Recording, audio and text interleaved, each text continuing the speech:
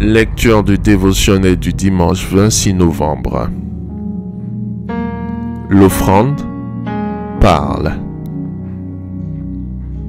Genèse, chapitre 22, versets 7 et 8.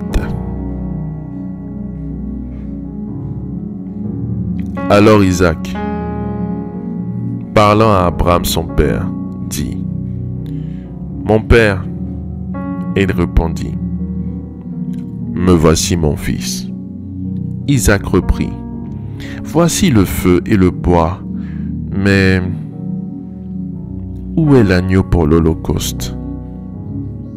Abraham répondit : « Mon fils, Dieu se pourvoira lui-même de l'agneau pour l'holocauste. » Et ils marchèrent tous deux ensemble. Dieu, dans l'épreuve qu'il inflige à Abraham, élève le niveau et augmente la torture en faisant parler l'offrande. Isaac, le sacrifice. Isaac, l'offrande, parle à son père qui lui répond sans hésitation. D'ailleurs, n'avait-il pas dit à ses deux serviteurs que lui et son fils reviendraient après le sacrifice? Une obéissance et une soumission sans faille dans la confiance en l'Éternel leur Père. Comme un agneau, Isaac ne parle plus et se laisse lier sur l'autel du mont Morija, obéissant jusqu'à la mort. C'est en ce sens qu'Isaac est un type de Christ, conduit à la mort sur la croix de Golgotha. Bien-aimé, si Abraham croyait en son père, sachez aussi qu'Isaac avait confiance en son père Abraham. La bonne nouvelle est que si un père peut vous conduire à la mort, il trouvera la rançon pour vous substituer, ou alors il vous ramènera à la vie, tout simplement. Nous devons imiter cet homme de foi et nous réfugier dans la divine providence, même si l'épreuve peut durer 12 ans, 40 ans, voire plus. Le bélier caché dans les buissons servira de rançon pour le rachat de l'enfant. Isaac et rétablir la balance. Voyez-vous, il y a de cela quelques années en arrière, l'Esprit me demanda de dire à un de mes fils de faire une offrande de 11 millions.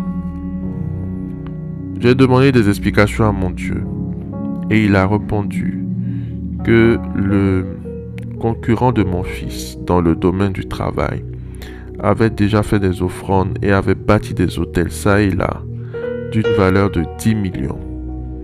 Il fallait donc une offrande supérieure sur un autel divin pour faire pencher la balance de son côté.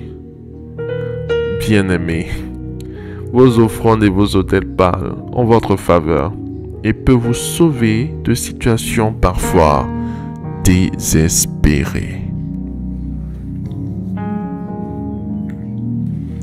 Faites cette prière avec moi. Dites après moi: Merci Seigneur pour la révélation de ta parole. Je confesse et je déclare que chaque fois que le besoin me sera révélé,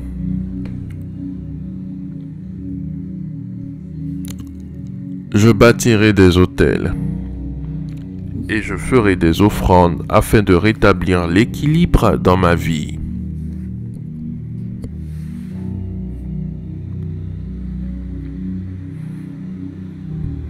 Je décrète et je déclare que je reste fidèle à mon Église et à mon Père spirituel au nom puissant de Jésus-Christ.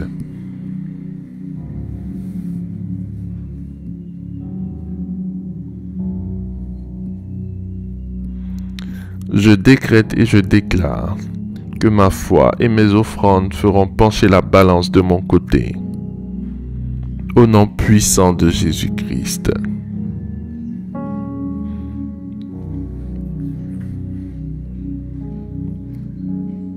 Nous te remercions, notre Dieu, pour l'exaucement à nos prières. Au nom de Jésus-Christ.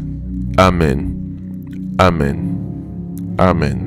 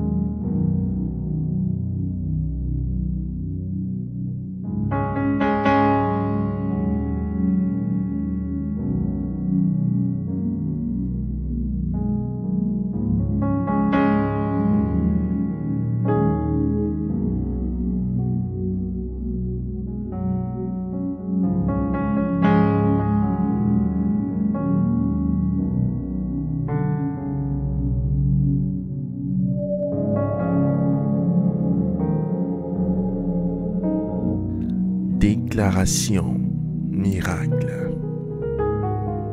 Le dévotionnel de prière est disponible au siège principal de l'église Ambassade des Miracles, Cocody à Toban, derrière le commissariat du 30e arrondissement, à proximité de la SEGRAE.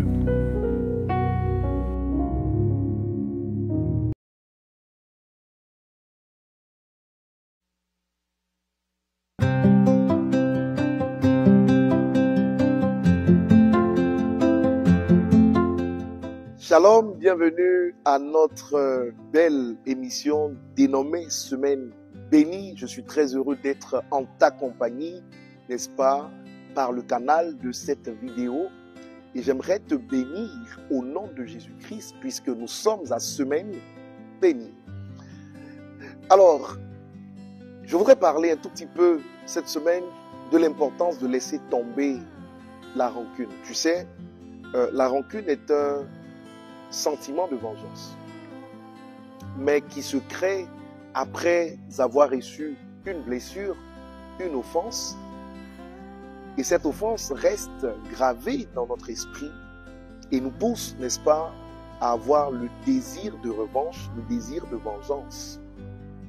Malheureusement, la rancune est un sentiment tenace et j'aimerais te dire que c'est ta responsabilité de t'en débarrasser. Oui, tu as été blessé. Oui, tu as été frustré. Oui, des gens t'ont fait du mal. Mais j'aimerais te dire que cela fait partie du parcours de la vie. La blessure se reçoit en famille, La blessure se reçoit au travail. La blessure peut être manifeste même à l'église.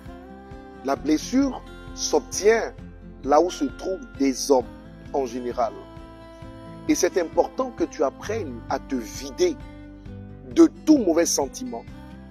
Tout simplement parce que ton avenir est devant toi et il ne se trouve pas dans les actes passés qui t'ont blessé.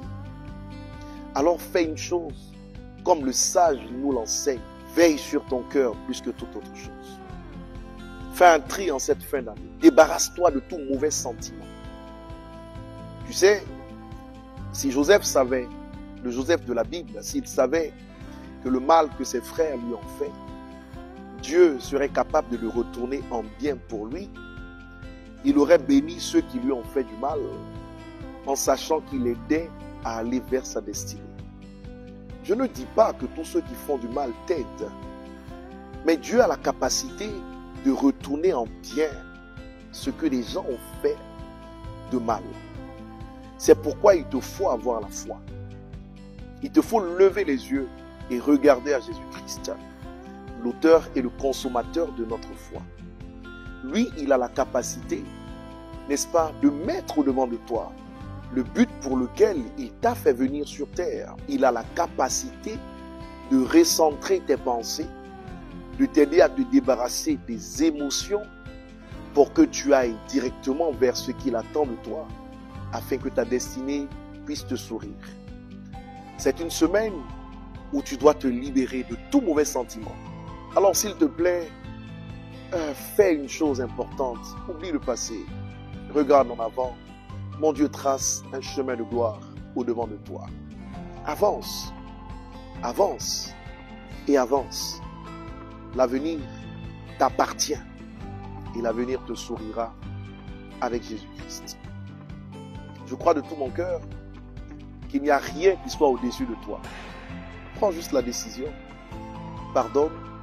Avance. Et relève les défis et les challenges qui te permettront demain d'être célébré, d'être acclamé, d'être honoré parce que c'est ce à quoi Dieu t'a appelé. Je crois en ton avenir. Je crois en ton présent. Je crois en toi. Alors lève-toi et tu verras la gloire de Dieu. Au nom de Jésus-Christ. Prie avec moi. Seigneur Jésus-Christ, tu es le Dieu souverain, celui qui nous donne l'ordre de pardonner les offenses que les autres commettent vis-à-vis de nous, parce que toi-même tu pardonnes nos offenses. Je veux libérer mon cœur de tout mauvais sentiment et je veux croire en toi pour mon présent et mon avenir, car je sais qu'avec toi je ferai des exploits. C'est ma saison, c'est mon temps, c'est ma saison d'exploit, c'est mon temps de manifestation. Je n'échouerai pas, je compte sur toi. Merci pour ta force, merci pour ton esprit qui dirige mes pas et me donne la victoire sur toutes les réalités de la vie. Au nom de Jésus-Christ, je suis un champion. Amen.